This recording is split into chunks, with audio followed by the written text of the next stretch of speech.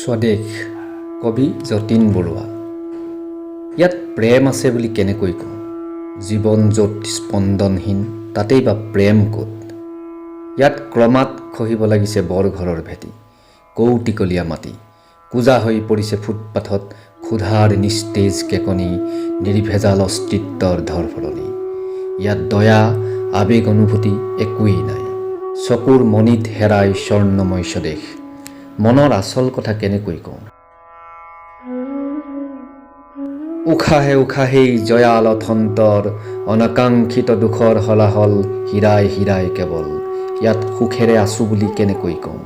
চৌদিশে আক্ৰান্ত বায়ু, অঙহী বঙহীৰ বিচ্ছেদত কাতৰ মানুহ, গুজৰি কুমৰি উঠিছে লুণ্ঠিত বঞ্চিত স্বদেশ।